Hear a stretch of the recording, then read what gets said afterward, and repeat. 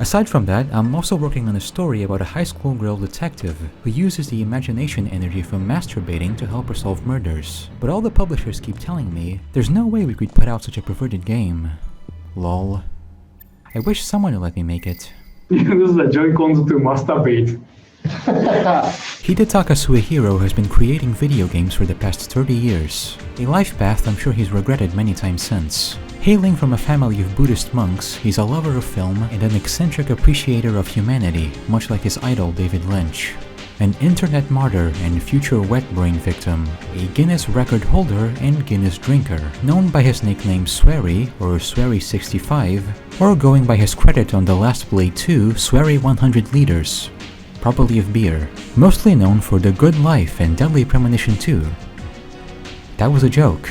Mostly known for Deadly Premonition, a wonderful game that no one could say anything intelligent about. Its many intentional qualities, narrative developments, and secondary elements were misplaced as the wacky accidents of a jolly oriental cartoon man, and by the time anyone tried to correct the record, the damage had already been done.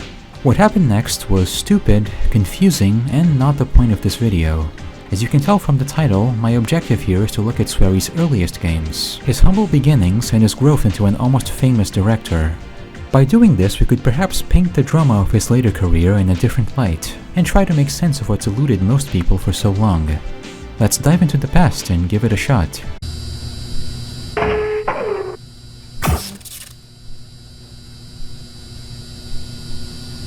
Just remember, you're never gonna make it.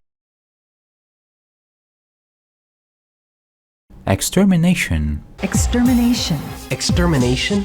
This is Extermination. Is a tactical horror panic action game that hits its head halfway through and suddenly turns into a platformer, and also a glorified PlayStation 2 tech demo released in 2001. Extermination is actually not a Swery game. He worked on it as a general game design planner, while the executive producer was Tokuro Fujiwara, known for a bunch of stuff, but most importantly Tomba 2, which Swery also worked on as a level designer. Extermination was written and directed by Yuzo Sugano, who is awesome. He's worked on a bunch of Japan studio stuff, from Soul Sacrifice to Bloodborne and Tokyo Jungle, while also directing Ape Escape 3 and Hungry Ghosts, and being the writer for Deep Fear of all things. This leaves Swery as something of a third wheel in Extermination, but the game is still a very important step in his career. Many of the quirks and ideas in his later work were first established here, from the movie worship to the semi-realistic mechanics and details. It's Christmas Eve, 2005. The US Marine Recon Team Red Light flies over Fort Stewart, a biological research facility in Antarctica, who's just sent out a distress signal.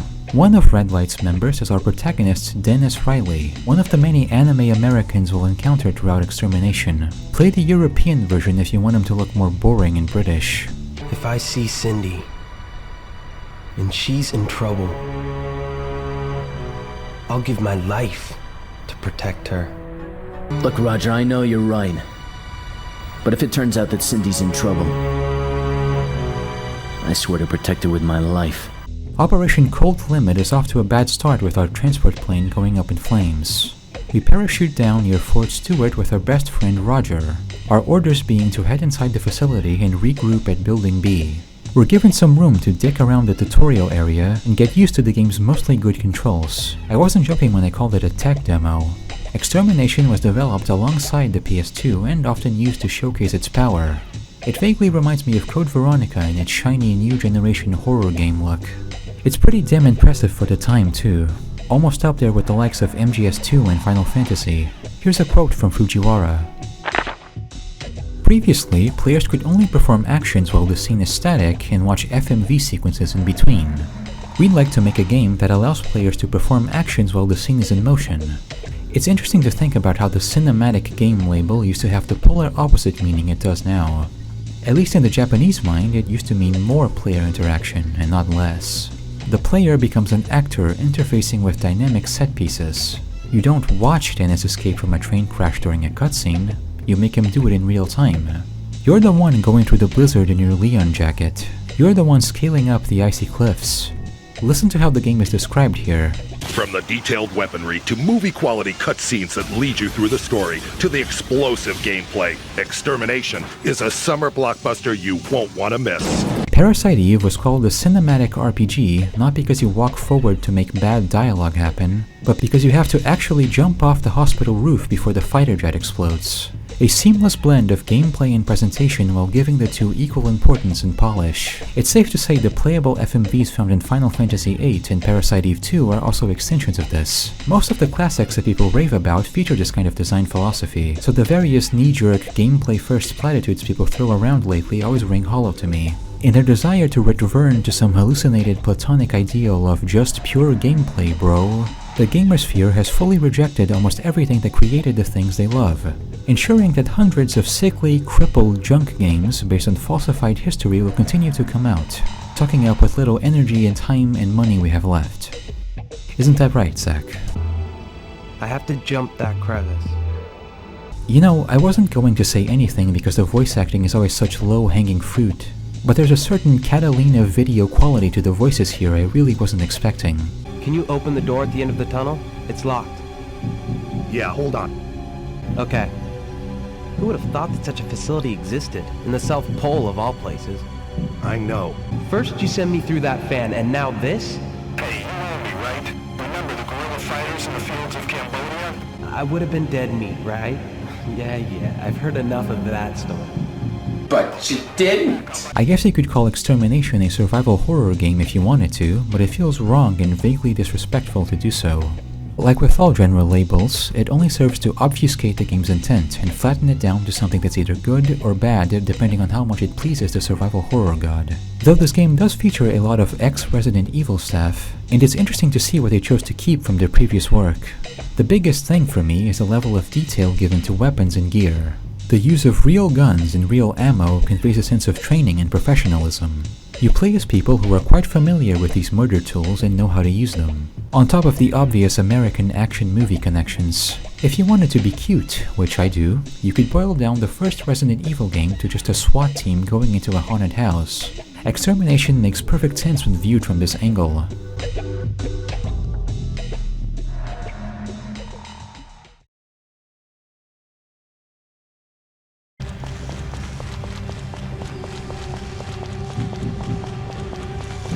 Our man Dennis comes equipped with the game's singular weapon, the SPR-4 assault rifle.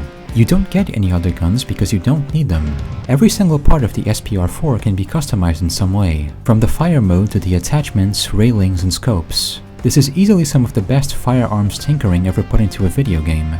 Right up there with Parasite Eve 2 in sheer novelty and fun. Go ahead and give this poor little off-brand M4 a night vision scope and an auto-target system and an under-barrel rocket launcher. Have fun. The sky's the limit when it comes to creating horrendous meme guns. You can even get an up-close first-person view of your abomination. It's ridiculous, and I don't think guns work like this, but it's also amazing and I don't care. Extermination is so committed to tacti-coolness it lets you shoot while hanging in midair. When you aim in this state, Dennis pulls out a suspension harness that gives you full aim control. I love this detail, and I love that it's an actual in-game item you can inspect, making it feel less like a contrivance and more like real, cool guy military gear. This might be a stretch, but given Swery's love for extraneous detail and elevating mundanity through gameplay, I do think this kind of thing might have activated a few neurons for him. What this game made me realize is that guns are horribly underexplored in horror games, despite their insistence on tense combat and resource management. I'm trying to think of any uniquely behaving guns in these games and I'm coming up short. Of course, my beloved Biohazard Outbreak is the only one that gets it. By having your unprepared normie civilian characters individually load every bullet into their guns, making reloads very long and costly unless you have a magazine, which lets you do it instantly like most other games. Imagine if there was a Resident Evil game with Beyond Citadel's gun mechanics, accidentally throwing your mags away and having to pick them off the floor, cocking after every shot with your lever action. I think that could be one of the best games ever made. If you wanted to be an asshole, which I am, you could even make up a new label for this like Operator Horror or some other stupid thing. Impressively, most of Extermination's controls and mechanics feel just as sleek as the gun management. You have 2 buttons for swinging your knife, which feel great and are quite useful. Dennis is very fast and can jump so far it almost feels like a glitch. You've got contextual actions for dodging and climbing that work well and are almost never intrusive.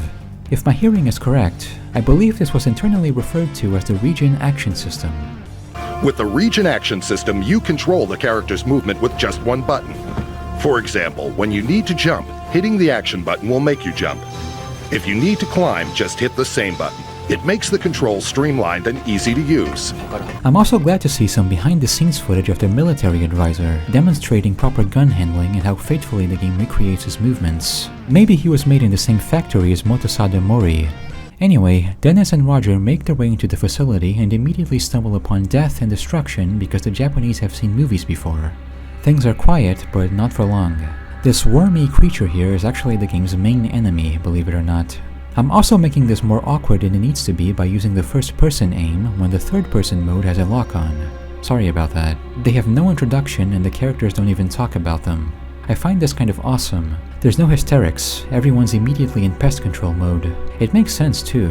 An isolated research base in Antarctica wouldn't be a densely populated place. So when humanoid enemies do show up, you face maybe 2 of them every 20 minutes. It's a lot smarter and more well integrated, compared to something like the forced combat sections in Deadly Premonition. It feels very different from a typical horror game, especially when it throws the Dark Souls 2 tiger boss fight at you out of nowhere. Here's another awesome thing Extermination does like it's no big deal: the infection mechanic. You have a counter going up to 100, and pretty much any interaction with an enemy increases that percentage. You'll get some concerning comments from Dennis in the pause screen as infection progresses. If you do reach 100%, you'll start transforming and have a very small amount of time to use the vaccine before you turn. Infection can be slightly lowered with some items, but they're rare. This creates plenty of dynamic moments where you drop everything you're doing and bolt to the nearest safe room to use their med beds. Huh. Did Outbreak just steal its infection mechanic from this game? Overall, Extermination has a lot of clever stuff it does very well. And I'd love to tell you it remains this polished and well realized all the way through, but I'd be lying to you, unfortunately. Eventually, Dennis does make it to Building B, linking up with surviving scientists and even saving a few team members along the way. Our new orders are to completely destroy Fort Stewart by planting bombs in key locations around the facility. The original distress signal called for an airstrike on the base, and now we know why. As for the creatures lying around, they were seemingly created by an aquatic bacterial life form. I haven't played Sonic Adventure, but from what I can tell, this is basically what the game is about. So Red Light's new plan is to destroy the bacteria's nest and leave it to dry up in the cold. The first half of Extermination is damn near flawless in my mind.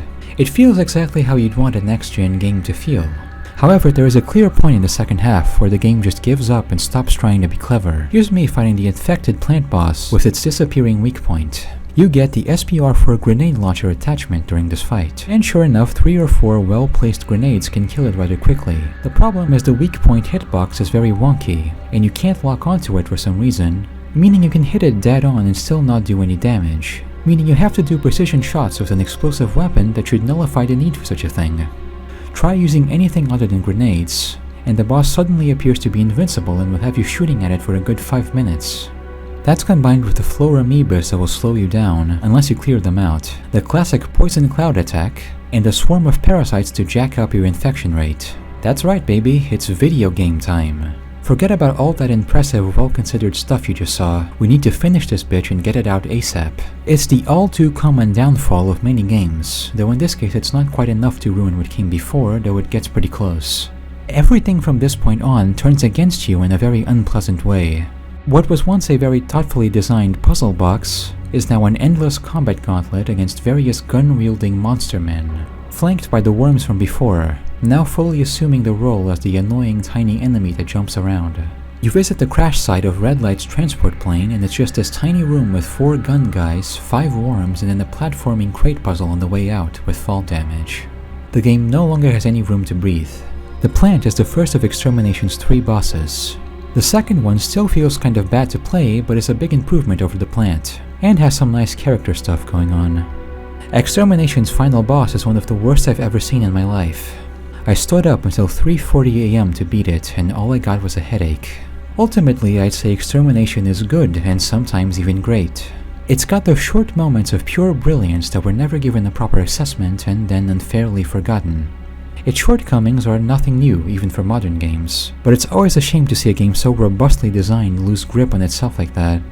You'll have to figure out for yourself whether or not you want to play it, but I'd never tell you to skip out on something this bizarre. Oh, what? What is this? Why this song? I was genuinely shocked to hear this playing over the credits. The shock was enough to reboot my brain after going through an entire hour of...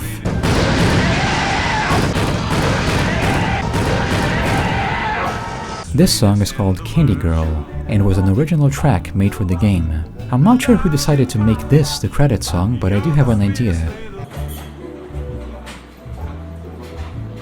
Oh guys, I got it! What if for the credits we had some classic American doo-wop music?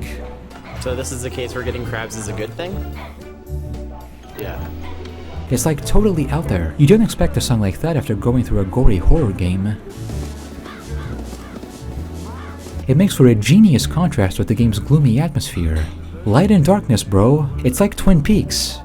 No hitting back at the picture.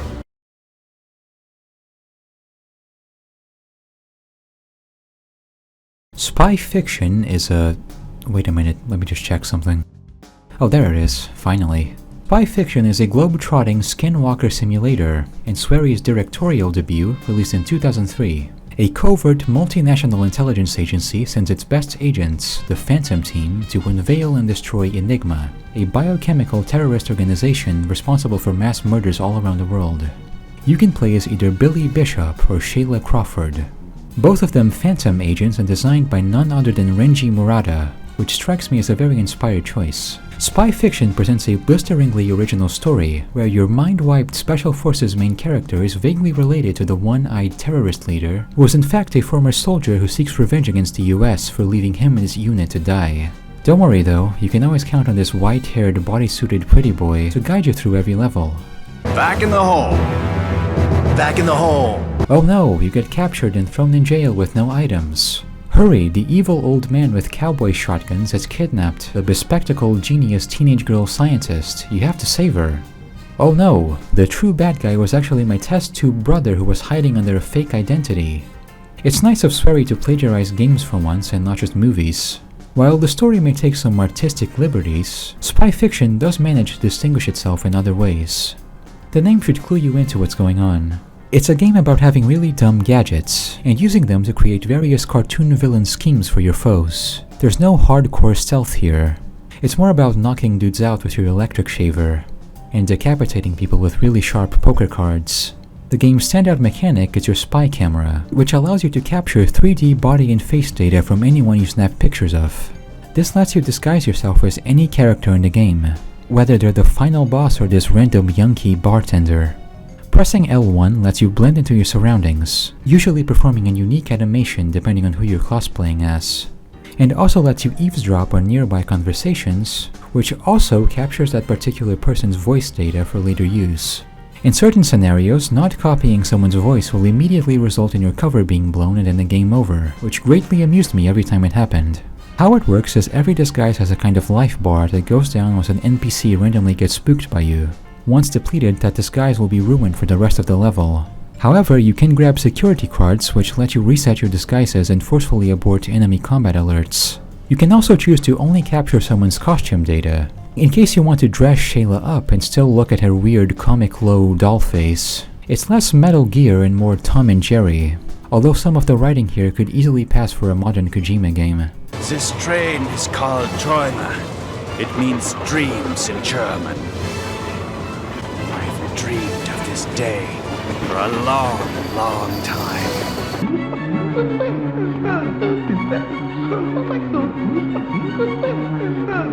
Spy fiction is all about novelty over depth, and it actually pulls this off fairly well. Not having this massive second half drop in quality like Extermination helps it a lot. You can easily stay on the game's side all the way through, despite some annoyances like the boss fights here also being of the not great variety.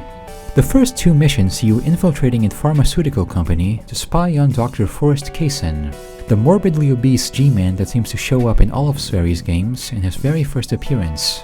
You capture his retina scan and use it to break into his top secret computer room. It's got lasers, heat sensors, and pressure-sensitive flooring. So you spray coolant on yourself, rappel past the lasers, and lie prone so you don't touch the floor. Howdy, partner. It's Cowgirl Caddy.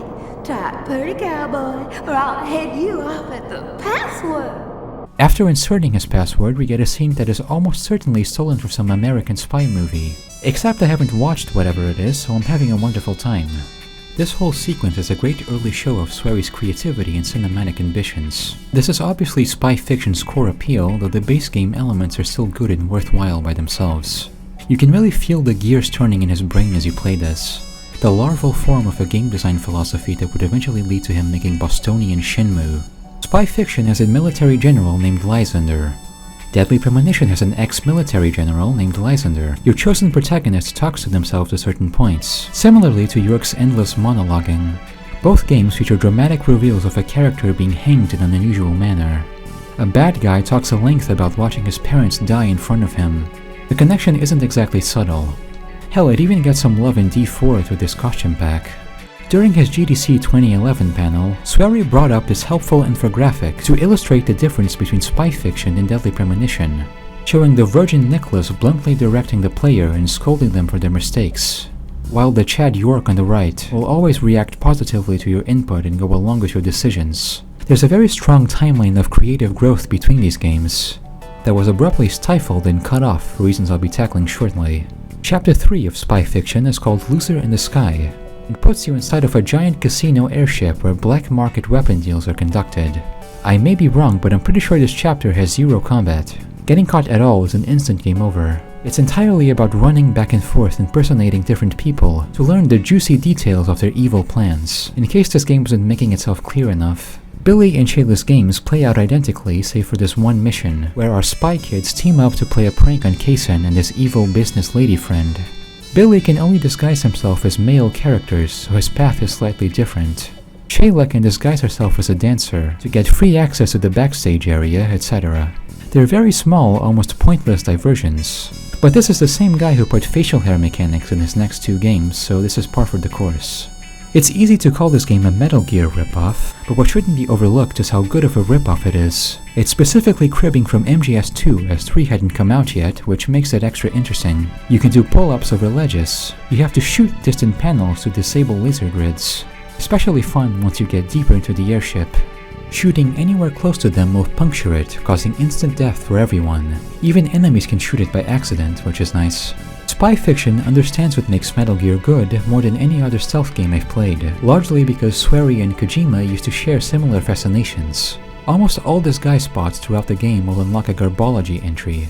This is an in-game encyclopedia featuring paragraphs of text on anything you can think of, from characters to organizations to every individual piece of equipment you acquire. Hell, taking a picture of certain bosses during their fights will unlock their weapons on the second playthrough. That's the most Metal Gear thing I've ever seen. Certainly a lot more Metal Gear than whatever this is. There's some fun twists too. They crank up the whole biochemical terrorism thing so far the game suddenly becomes more about stopping a virus apocalypse than anything related to spy work. Said virus is introduced during a cutscene, where a caged monkey is exposed to it and graphically melts into goo. Another Swery staple, the upbeat and goofy tone suddenly getting disrupted by something shocking and gory. You know, I think I have less things to say about Spy Fiction overall, not because it's a lesser game, but because it makes a much better case for itself than Extermination. You'll know what it's about and whether or not you like it pretty much right away, and you'll retain that opinion for the remainder of the game. I feel no need to defend the game critically. There's no intervention required on my part. Instead, I'd rather just give it a friendly introduction and highlight the parts of it that belong to Swery's creative genealogy, and how the game remains very good even when removed from that. It's that sweet spot where a highly talented and efficient team of developers back up a unique weirdo creative lead, a configuration that might as well be extinct nowadays.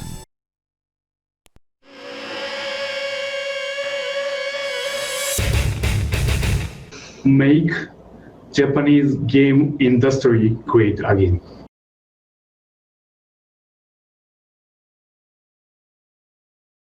Aina Life is a 2005 art film/music video by Kenji Goda. It follows a trio of ennui-stricken, emotionless characters as they engage in odd behaviors and criminal activity. My favorite one has to be the corpse photographer who spends 2 whole minutes just listing the Photoshop effects she likes to use in her work. Out of focus, painted over, with noise, stronger or weaker contrast, twisted, elongated, smeared. Our heroes eventually end up booty bothered for one reason or another, and decide to visit the same proctologist on the same day. From the title and premise, you may be led to think that Life is some low-brow B-movie, but that's not the case at all. The film is in fact incredibly beautiful. I would say the visuals in this film are so far ahead of their time we may in fact never catch up to it. Each character's monologue plays over these wonderful early digital camera shots, cut together in a chaotic but still elegant manner. It has that Heisei mania for alienation and technology that's present in so many of my favorite things. Rei Harakami's ethereal Y2K lounge soundtrack just ties it all together. I love hearing these people talk about how dead inside they are over some airy PS2 music. It's unexpectedly refreshing and very pleasing to the senses, even when it delves into violent and sleazy subject matter. Kanshi Goda is a longtime friend of Swery65 and is also the co-writer of both Deadly Premonition and D4. You can actually find an Life poster inside the Galaxy of Terror bar in DP. Co-writers tend to be a touchy subject, mostly because gamers are pigs who can't conceive of anything being a collaborative effort, instead preferring to engage in an endless back and forth about who quote-unquote made the game. It's like when people bring out that old zinger about Tomokazu Fukushima being the true genius behind Metal Gear, while Kojima was actually a status-seeking hack fraud all along. Although I am more open to that theory after recent events. It also doesn't help my case that Goda no longer has any writing credits past Deadly Premonition 2, meaning everything after it is all Swery all the time. They do still work together though, with Goda being a cutscene director and graphic designer on all of Swery's projects for almost 20 years now. I don't think I'm blowing anyone's mind when I say that Deadly Premonition and D4 are Swery's best games, but learning about Goda's involvement made me understand a part of why they're so good. There's some real cinematic experience backing up Swery's endless David Lynch fanboyism. Just like how spy fiction understands Metal Gear, Deadly Premonition understands Twin Peaks and Lynch's general thing better than almost anyone else, and I imagine Goda's art house director insight was instrumental in making that happen. Despite the constant wacky humor that people love to play up, DP is a genuinely clever and refined game, with far more complex influences than what is immediately obvious. And like I said at the start, by the time anyone noticed this, it was already too late. Let's go back to Swery's GDC talk. Deadly Premonition is best described as a sanity-be-damned romp into the mind of one of Japan's most unrestrained video game creators. Pure, unadulterated entertainment. You can explain what's happening in Deadly Premonition? You haven't been paying attention enough. It's the product of a sick and twisted individual.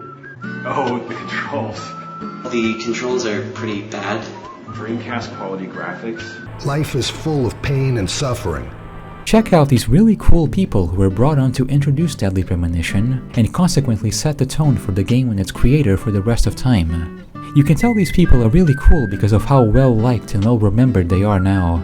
I also found Swery's hilarious old development blog for DP where he poses with renders of York in a very Bullet Witchian fashion. But I also found this, which I think speaks for itself. The poor bastard never had a chance. From the start, I don't think anyone liked Swery so much as they wanted to reduce him and his work to something they could understand and be comfortable with. He's my wholesome, quirky Japanese friend who is receptive to all my neurotic internet bullshit and will soak up every stupid, wrong thing I say about his games. Wouldn't you listen to your new American friends after your big break in the industry? After all, you're getting far more recognition here than you did in Japan. Oops, turns out the cool American friends are actually insane, resentful, nanny assholes who will mob you the second you try to be a person and break some invisible culture war commandment. Doesn't matter how much you appeal to them. You're no longer useful in generating the hipster cred they subsist on, so it's time to die now. Sorry. Now it's 15 years later, and all the really cool people are scattered around various internet soup kitchens and retirement homes, waiting for the end which will hopefully come soon. Swery is thankfully still around and making games, though perhaps a bit more disillusioned than before. He created a new studio called White Owls, after returning from a health scare-induced hiatus from the game industry, and he's been scraping by since then, creating games of varying quality that try to spread the same off-kilter positivity he's known for, even after getting chewed up and left for dead by the same people who'd once put his name on the map. Swery's case is not unique, though. Pretty much everyone worth a damn is stuck like he is. It seems increasingly like a reward for making great art to forever manage an online adult daycare where everything you've ever done and said is endlessly scrutinized by people so confused and broken they can't help but kill everything they claim to love. It's either that or broken English requests for sequels and remakes made by people who should have never been given internet access. And by the way, you still can't make what you want. Welcome to the rest of your life.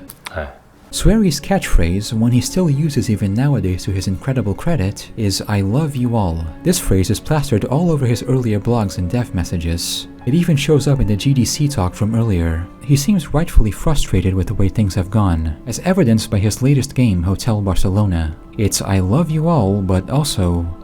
Don't you know that hitchhiker is a derogatory term? Hitchhiker is, sir? That's right. We live in an age of diversity now. You need to select your words more carefully. You heard him, you bigot asshole. And also... I also learned that I can't just always push my way of thinking onto other people and expect to see positive results. Of course, that's not to say this game is spiteful or mean-spirited in some way. I don't think Swery's physically capable of that. It goes to show the mantra of "I love you all" is something he still believes in, despite the world giving him many reasons not to over the last decade. Maybe it's a little tattered, but it's not done yet. In any case, I think he's a brilliant creator who's been horribly misunderstood for years. Hopefully this video can remedy that, if only a little. I wish him well. Also, here's his ass. I was going to put this in the video earlier, but then forgot about it until right this second. See you guys later. I wish to express my gratitude for that. I love you all.